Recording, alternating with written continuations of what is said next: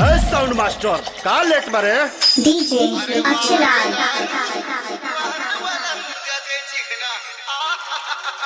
मजा गे दारू सिरा गे लेकिन चिकना आवाज है ये प्रियांश के दाई आओ एक बैठ देना वो कैसे जी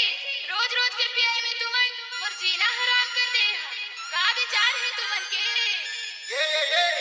बोला तो भाषणबाजी नहीं सुनना है बोला तो सिर्फ दारू चाहिए दारू तुम्हार पियाई में मैं तंग आ गई हूँ एकर ले बढ़िया है आज तुमन अपन रास्ता देखो मैं हाँ अपन रास्ता जाता हूँ ए सुन तो अरे जा रे जा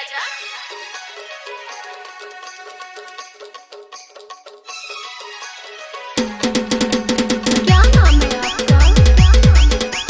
𝖉𝖏 कहाँ घर है? डीजे अक्षराल मिक्स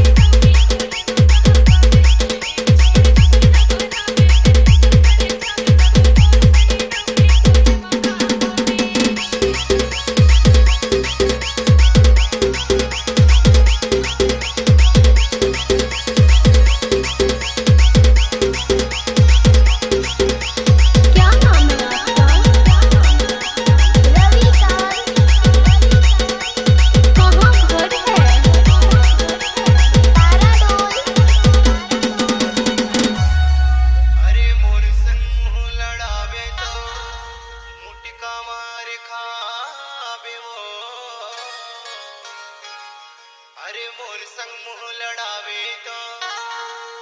मुटका मार खावे वो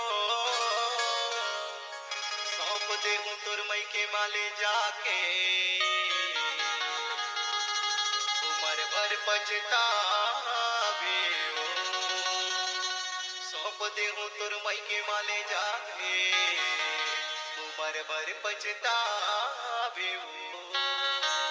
ये लौटीला देखत नहीं है तो लौटथस नहीं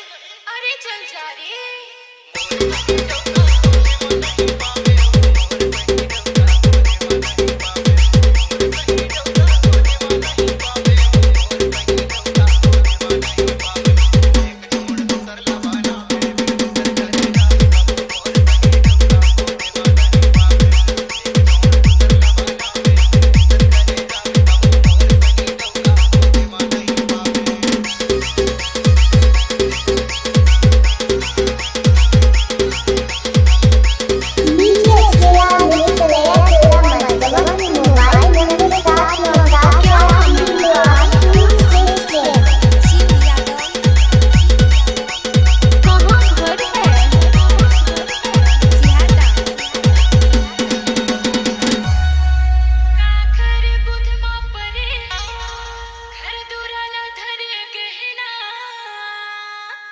अरे काखर बुध माँ परे